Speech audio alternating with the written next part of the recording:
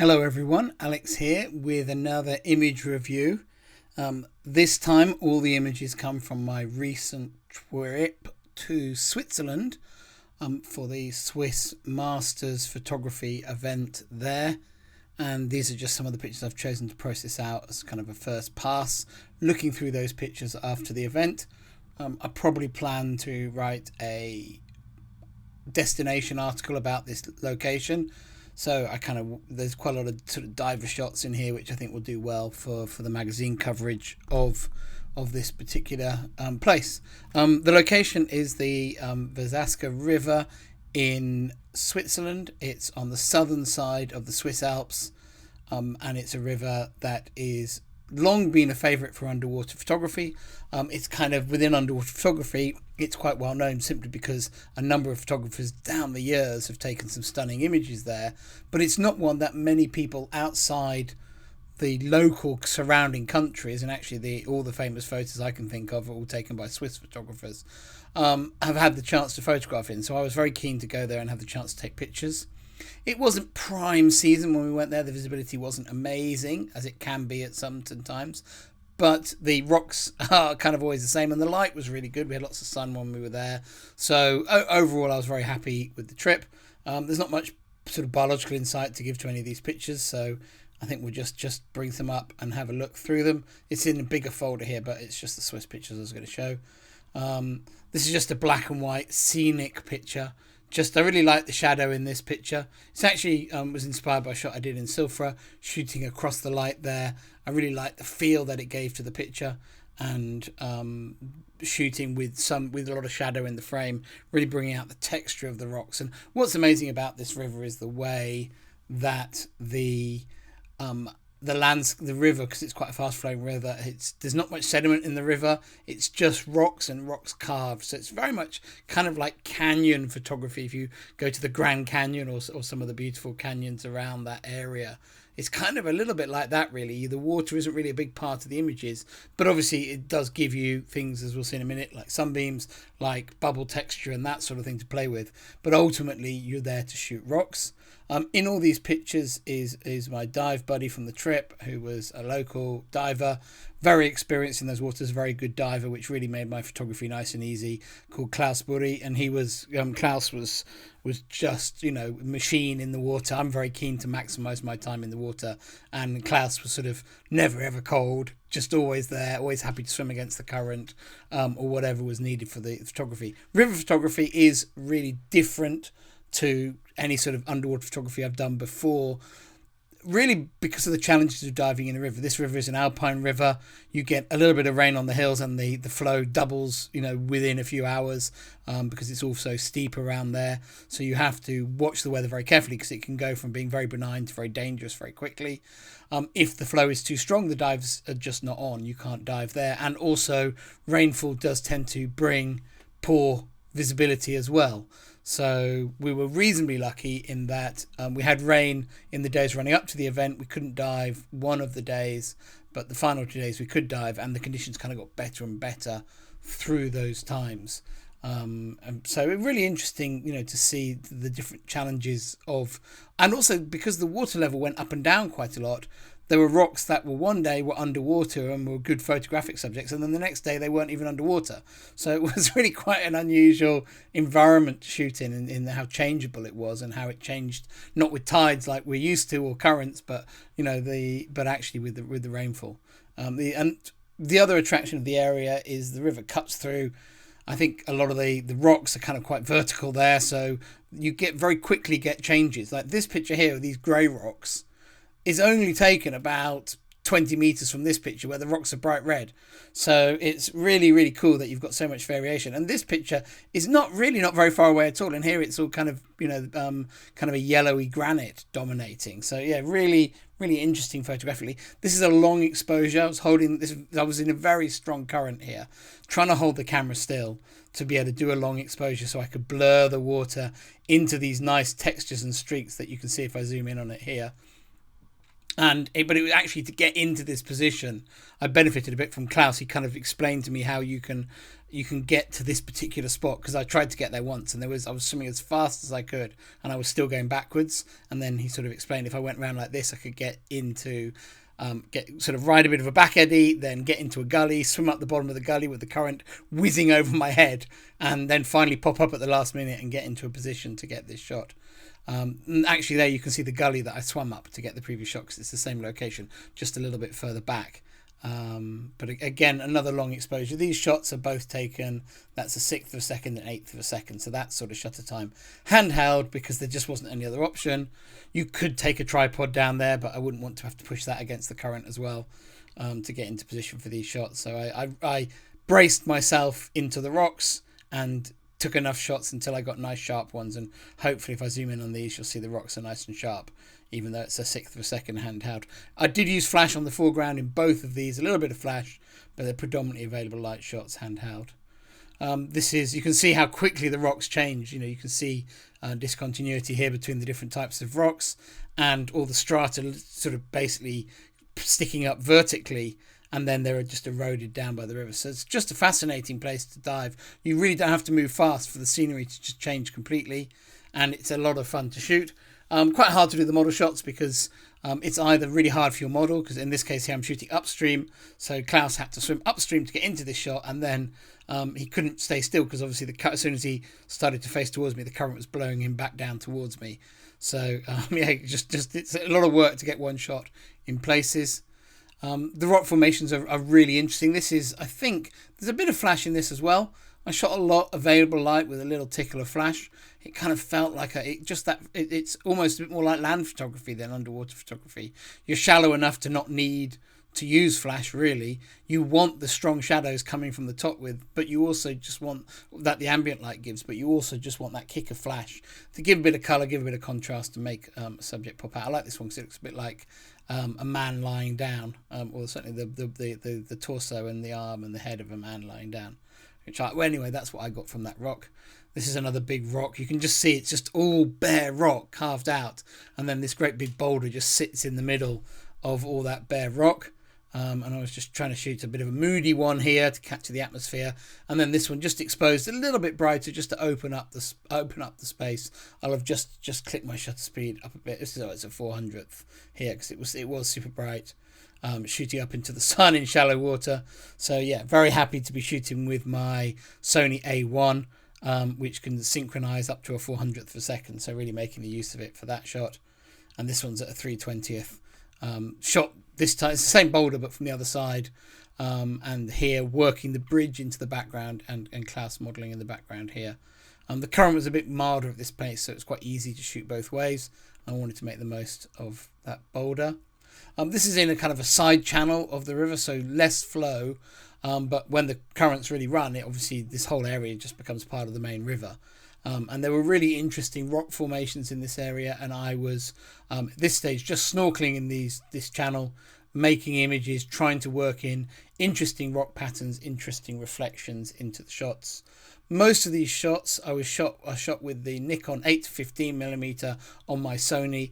I use that lens more than my Nikonos 13mm, because there were times where I wanted the option of shooting split levels. But a mistake I made on this trip is that I was wanting to change lenses a bit during the dives, and I have to say that I think I ended up getting a touch of water in my housing, and then with the very cold water and the very hot air temperatures, I was suffering a lot with condensation on this trip, and I think I probably should have just taken one fisheye lens and just stuck with it. And if I'd had to choose, I would definitely take the 8-15, simply because it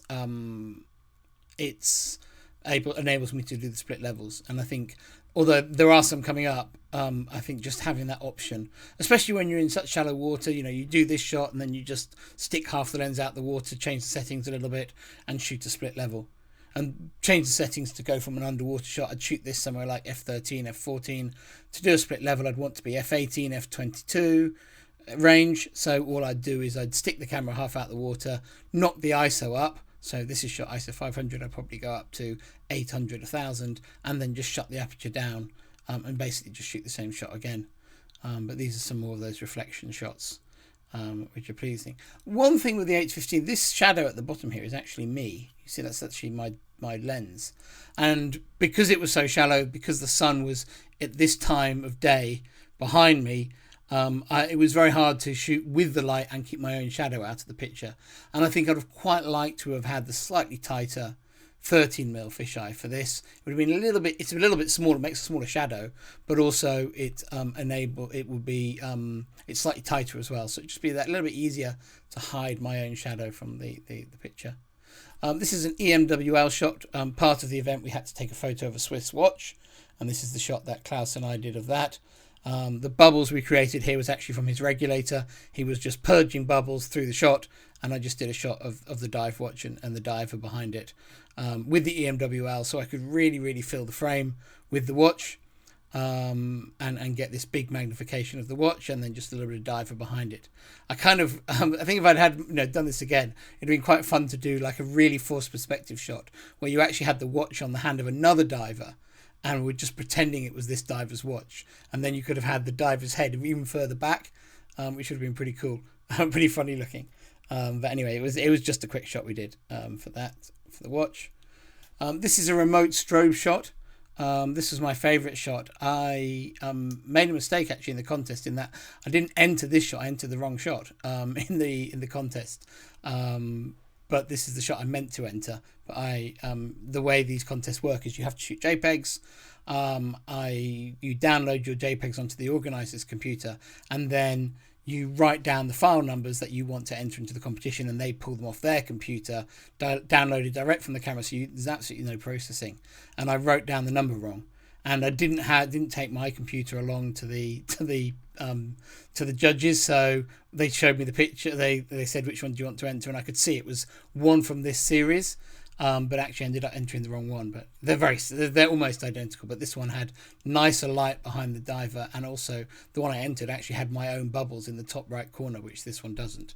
So it was quite a bit of a mistake. But anyway, doesn't matter too much. I don't think it was. I think the judges would have judged it based on the idea, not on those small details that are better in this shot. This is a color version of the same idea. I did both of the shots. And actually, these shots are taken I have a remote strobe attached to Klaus's tank here, which was lighting up the wall behind him, and that's the only strobe light. And then I'm triggering that with my on-camera strobe, but it's on a very low power. So he's just a silhouette against the rocks, and I just thought it was a fun, creative idea for the event. I preferred it when he was breathing out. I thought his bubbles looked quite nice, and actually I thought the leaves, when they were backlit, also looked nice. So we tried to time this one when the leaf and the bubbles were coming through the frame. So that's why I chose this particular frame. But my flash trigger wasn't working, the off-camera one. The sensor, the actual triggering bit on it was working. So the sensor was working, but the LED that then fires the second strobe wasn't working. So this was taken by Klaus just holding a fibre optic cable in his hands and trying to aim it at my strobe. And we had a lot of fails, but we also got a few to fire. And so, so it was a bit of a rescue attempt to get this shot to work. Anyway, this is just a nice piece of the topography. You can see, again, change in rock, a very grey granite in this area with the trees above. This was on the first day when the visibility wasn't so good, but I shot it in colour and in black and white. The nature of the contest was that you weren't allowed to adjust any white balance or anything afterwards. So I did a little bit more black and white photography, just because I wasn't always happy in every situation with the colours I was getting out of my camera. And I wanted, if I felt when I downloaded it on the computer, I felt that the colours were a bit off, it was good to have a black and white option in there as well. But in the end, actually, I entered 2 colour shots and a black and white as my 3 images for the contest. But I shot quite a lot of black and white. And I think it also suits these big rock vistas to shoot them in black and white, especially when it kind of focuses the viewer's attention onto the textures, onto the shapes of the rocks, whereas in colour I don't think you see the textures and shapes as much. This is another example where I shot a colour shot and a black and white shot. Obviously all my raw files were colour again, so I could process any of the shots either way, but actually just to process these out I just kept them the same as the previews. So the ones I shot in black and white I processed in black and white, but both of these would work in colour or black and white. But this shot was shot against the light, trying to work those shadows in, and it was very much shot as a black and white. I just like the combination of the small boulders, the big backlit boulders, the stripy rocks on either side, the sunbeams and the diver. It just felt like a very, very pleasing image to shoot. And then there's another one in the river. some more interesting rock formations. This one with sunbeams. Back to the bridge. This is the bridge shot, but shot on the first day we were there. The visibility really wasn't so nice. The watercolour wasn't as nice as on the second day. I actually think the surface was a bit smoother, so the view through to the bridge is actually, I think, nicer in this shot than the next day's shot, but the conditions were better. And then this one shot is, I think it's quite a nice diving magazine shot. Tells the whole story. The bridge in this location is very famous, so it's nice to get that into the shot. And this is a kind of classic vertical diving magazine, either story opener or potentially even magazine kind of cover shot. Lots of space in the frame. You have a big title at the top, but you still get the bridge coming through. Lots of text down the sides and around the bottom covering the rock, but I think there's enough of a story there in that shot. This is in that narrow, shallow side channel, and we did some shots in there with the nice rocks, but on the first day the water wasn't very clear, so it wasn't so easy shooting in there. And then some split levels. This is a black and white split level. This was actually the main reason I went to black and white on this, was actually the colours were horrible, because the water was really quite green in this side channel. It wasn't being flushed by the clear water so much. But the pattern of the sun was beautiful, and again, the mountain being backlit, you didn't get the nice colours on the mountain. So in black and white, I think this picture is much more interesting than it is in colour. This is turned around shooting the other way. You can see the water's a bit bluey green, but the mountains look nice in this direction, but not as dramatic as the other direction. And you can see the bridge here. That was in the previous shots. If I zoom in on it. I think the final couple, this is just an abstract reflection shot. I think you can actually see where I took this. This is just taken in the edge of that's probably the shadow that's in the other picture. Just as the sun came round, there were areas of shadow, and this is just rock being lit. The surface runs through the middle of this picture, so there's obviously a reflection in it. And yeah, just an very abstract, very different sort of underwater photo that I was quite curious by. Shot with a straight fisheye. It's very close, very wide. Shot of the rocks, and then the final couple of images are some split levels that we did. I found the exposure difference above and below the surface was a bit big in camera, so these benefited from a bit of post-processing.